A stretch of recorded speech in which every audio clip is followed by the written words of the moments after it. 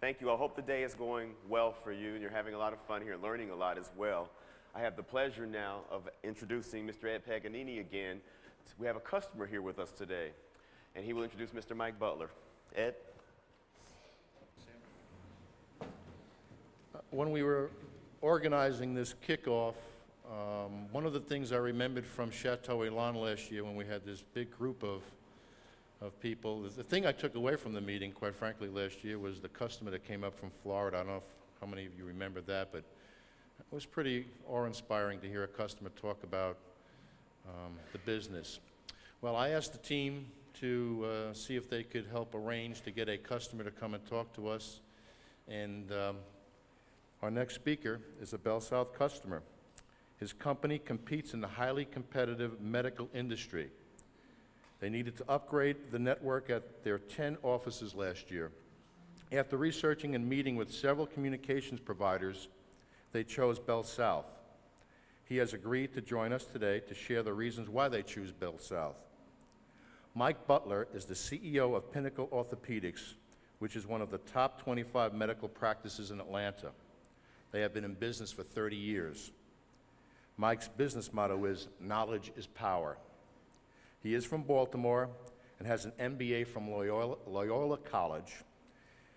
He was in Tampa last week, and his Ravens kicked the crap out of my Giants. Please welcome Mike Butler.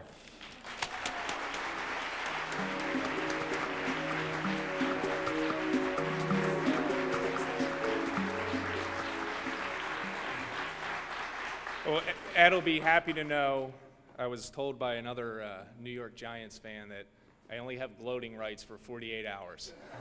So that 48 hours has passed. So I guess we're on to the Yankees and Orioles now. For the Orioles or the Yankees? At any rate, thanks for having me here. As Ed mentioned, well, maybe he didn't mention, we have 11 locations. I work with 22 physicians.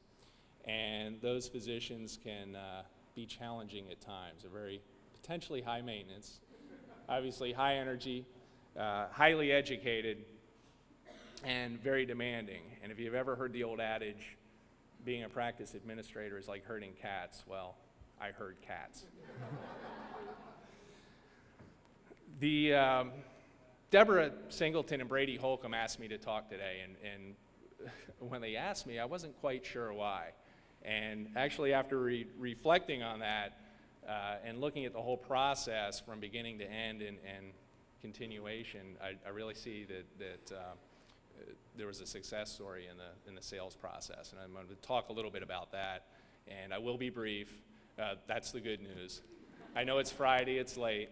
The bad news is Mr. Bravo broke his leg when he left, and we're probably going to have to take him to Pinnacle.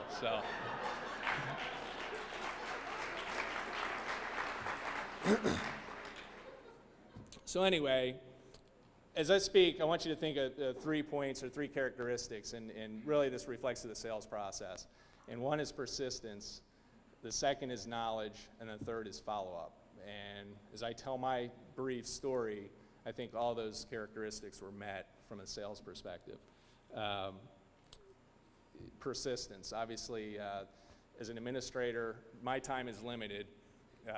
I do acknowledge persistence and assertiveness, and there's a fine line between that and aggressiveness.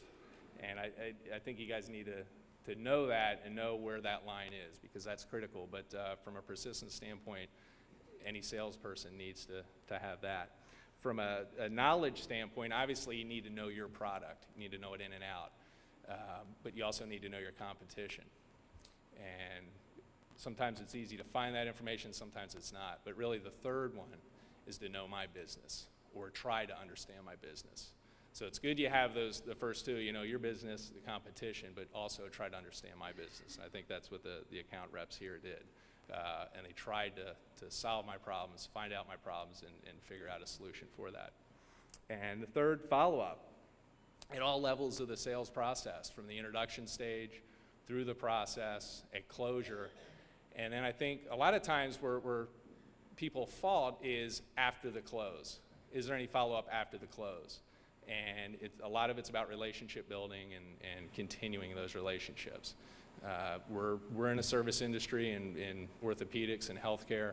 You guys are in a service industry, so it's what's your name, and it's that extra value added that you can bring to me as a customer and everybody else. So with that, there are interrelationships developed on the outside with me as a customer, but also internally. And BellSouth, like every other organization, is a value chain, and it's made up of various departments. You get your sales department, your HR, procurement, technology. And I think it's critical to understand that those departments within, as well as outside, are not dependent of one another. They are interlinked. And when I tell you about my story here, it's critical because the sales rep understood and had the contacts at the different levels inside the value chain of BellSouth to solve my needs and to get the problems resolved. So my story begins. CLEC, you guys know what that is? Is it a CLEC? Is it a CLEC? Well, at any rate, we had our service with a CLEC, 11 locations. Price originally dictated it. Hey, we're going to save some money. We later found that value was missing and that extra value. So